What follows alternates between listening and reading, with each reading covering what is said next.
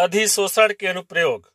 आज हम पृष्ठ रसायन पाठ के अंतर्गत अधिशोषण के अनुप्रयोग देखेंगे, जिनमें से पहला अनुप्रयोग है गैस मास्क में। सक्रिय चारकोल युक्त गैस मास्क विषैली गैसों को अधिशोषित करती हैं, अतः कोयला के खानों में इनका उपयोग करते हैं। इसमें से शुद्ध वायु प्रवाहित होती रहती है। आइए देखते हैं, ये जो है एक मास्क है। अब इस मास्क में देखते हैं ए लेफ्ट साइड और राइट साइड, दोनों साइड गोल चक्री में एक जाली नुमा दिखाई दे रहा है।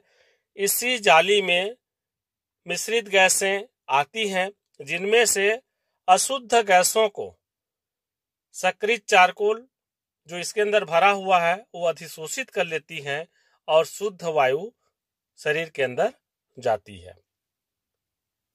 दूसरा, क्रोमेटोग्राफी में सिलिका जेल और एल्यूमिना जेल जैसे अधिशोषकों का उपयोग क्रोमेटोग्राफी में अशुद्धि को अधिशोषित कर शुद्ध धातु प्राप्त करने में किया जाता है। ये देखिए एक चित्र है। इस चित्र में हम देख रहे हैं विभिन्न प्रकार के इसमें अधिशोषक का सतह है। ऊपर में यहाँ से जो यौगिक का मिश्रण को डाला जाता है और यौगिक का मिश्रण डालने के बाद इनमें सिलिका जेल की परतें होती हैं या एल्यूमिना जेल भर दिया जाता है, तो विभिन्न परतों में जो अशुद्धियां हैं वो बैंड के रूप में, यहाँ जैसे बैंड दिखाई दे रहा है, यहाँ पे बैंड दिखाई दे रहा है, वहाँ अशुद्धियां अधिशोषित कर ली जाती हैं और शुद्ध धातु द्रव के रूप में इनका जो है पात्र में एकत्र हो जाता है। तीसरा, रंगीन अशुद्धियों को हटाने में जांतव चारकोल का उपयोग किया जाता है। इसके लिए तो जांतव चारकोल द्वारा शक्कर में उपस्थित रंगीन अशुद्धियों को हटाने के लिए किया जाता है। इसमें एक्चुअल में होता क्या है, शक्कर के कारखाना में जो शक्कर प्राप्त होता है वो रंगीन होता है, तो उस रंगीन को या उसमें से जो कलर रहता है उसको हटाने के लिए शक्कर के विलयन में जांतव चारकोल डाल दिया जाता है, जिससे जांतव चारकोल उस रंगीन अशुद्धियों को अधिशोषित कर लेती है और उनमें से रंग गायब हो जाता है। इस प्रकार से कलरलेस या वाइट के रूप में हमको शक्कर प्राप्त हो जाता है। तो रंगीन अशुद्धियों को हटाने में जांतव चारकोल का प्रयोग किया जाता है। फिर है कठोर जल के मृदुकरण में कार्बोक्सिलिक समूह या एमीन समूह का उपयोग करके आयन विनिमय विधि द्वारा जल को विलवणीकरण करते हैं और इस प्रकार से उसमें से कठोर जल के कारक हट जाते हैं आयन के रूप में और जल मृदु हो जाता है। पांचवा उपयोग है अक्रिय गैसों के पृथक्करण में।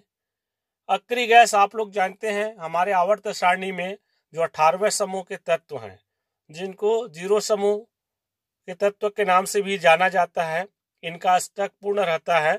इसमें अपवाद वैसे हीलियम है, फिर भी इसका बाह्यतम कोष्ठ में अधिकतम 2 इलेक्ट्रॉन होता है, जो कि s ऑर्बिटल के हिसाब से पूर्ण भरा हुआ है। अक्रिय गैस जैसे हीलियम, नियान, आर्गन, क्रिप्टॉन, जेनान और रेडान होते हैं। नारियल चारकोल द्वारा अक्रिय गैसों के मिश्रण को अलग अलग अधिशोषित करते हैं और ये एक नारियल चारकोल का चित्र आपको दिखाया गया है। तो जो चारकोल है इसको चूर्ण रूप में उपयोग करते हैं तो और ज्यादा मात्रा में अधिशोषण होता है। तो हम बोल सकते हैं अक्रिय गैसों के पृथक्करण में नारियल चारकोल का उपयोग इनके मिश्रण को अलग अलग अधिशोषित करने में किया जाता है। फिर आर्द्रता कम करने में सिलिका और एल्यूमिनियम जेल द्वारा नमी को दूर करने और आर्द्रता को नियंत्रित करने में किया जाता है। आप लोग देखे भी होंगे जो इलेक्ट्रॉनिक उपकरण आते हैं, मोबाइल हुआ, टीवी हुआ, इस प्रकार से कई प्रकार के इलेक्ट्रॉनिक उपकरण के अंदर एक पैकेट रहता है। इस प्रकार से पैकेट जो सिलिका जेल लिखा होता है, इनको रखने का मतलब उसमें वही है कि इलेक्ट्रॉनिक उपकरण को सुरक्षित रखा जाए। ये नमी को अधिशोषित कर लेते हैं और वहां से जो आर्द्रता है वो हट जाता है और इस प्रकार से इलेक्ट्रॉनिक उपकरण सुरक्षित रहते हैं। ये पैकेट के अंदर जो रहता है, इस प्रकार से आपने देखा होगा, ये सिलिका जेल है। फिर अगला उपयोग है 7वां, विषमांगी उत्प्रेरण में। देखिए, उत्प्रेरण हम किसको बोलते हैं?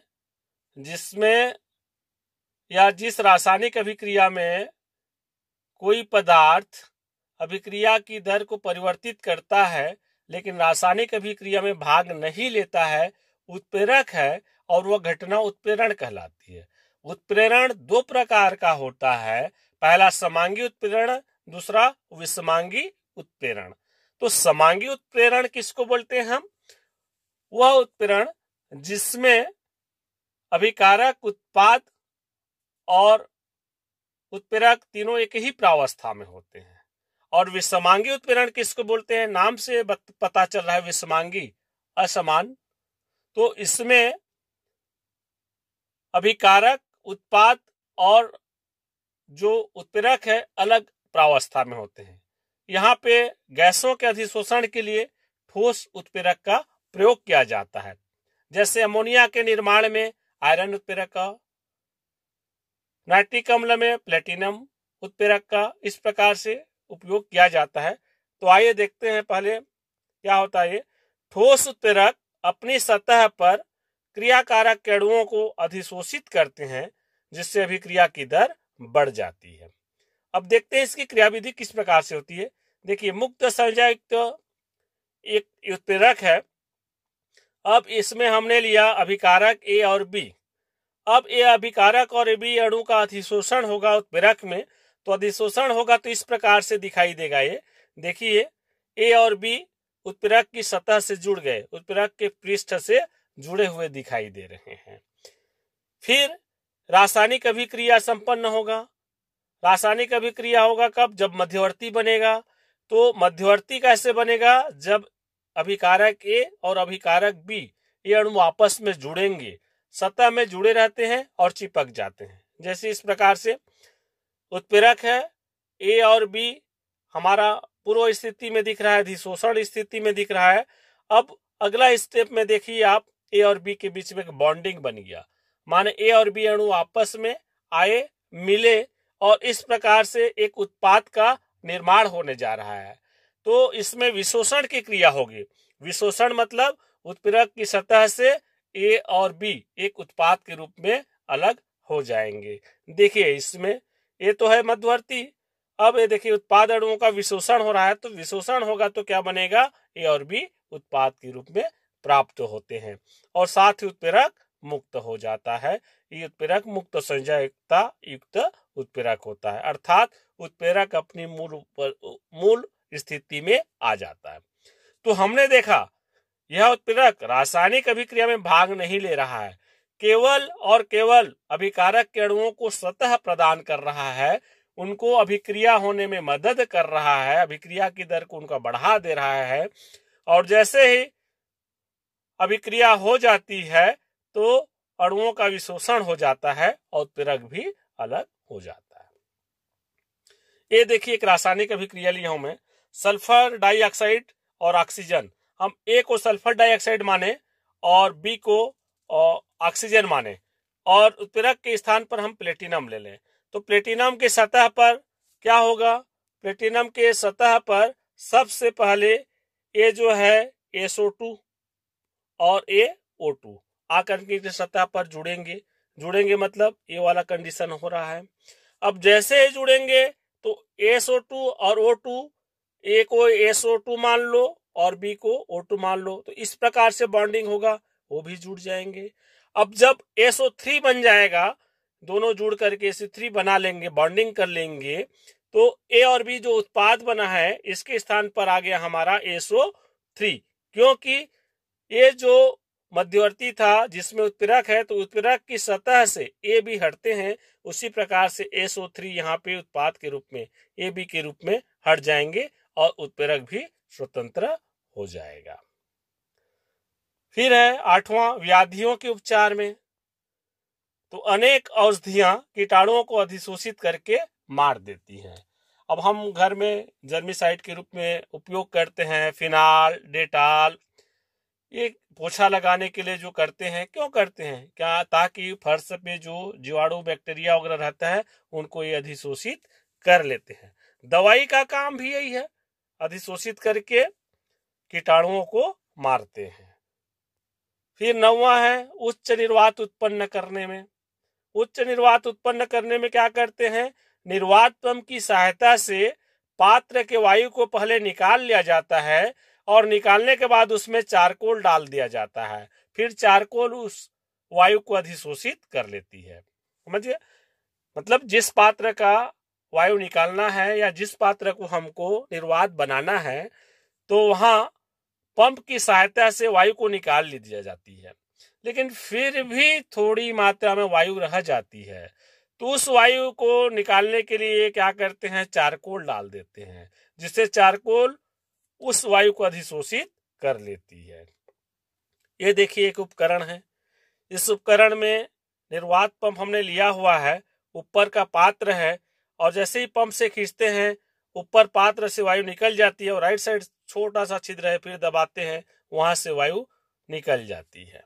और थोड़ी बहुत बची वायु के लिए चारकोल डाल दिया जाता है, जिससे वायु अधिशोषित हो जाती है और पात्र निर्वात हो जाता है।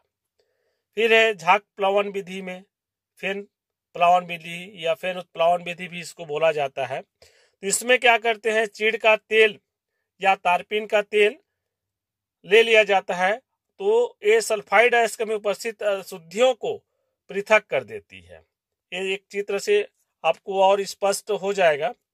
देखिए इस चित्र में एक झाग प्लावन विधि का चित्र है। एक आयताकार टंकी है और इस आयताकार टंकी में चीड़ का तेल और सल्फाइड अयस्क लिया हुआ है और यहाँ ऊपर की तरफ से तीव्र वायु प्रवाहित की जाती है। तीव्र वायु प्रवाहित करते हैं तो ऊपर में तेल के कारण जो है झाग के रूप में ऊपर में अयस्क प्राप्त हो जाते हैं और नीचे अशुद्धियां अलग हो जाती हैं। इस प्रकार से झाग प्लावन विधि द्वारा चीड़ का तेल या तारपीन का तेल उपयोग करके सल्फाइड अयस्क में उपस्थित अशुद्धियों को पृथक कर दिया जाता है। धन्यवाद।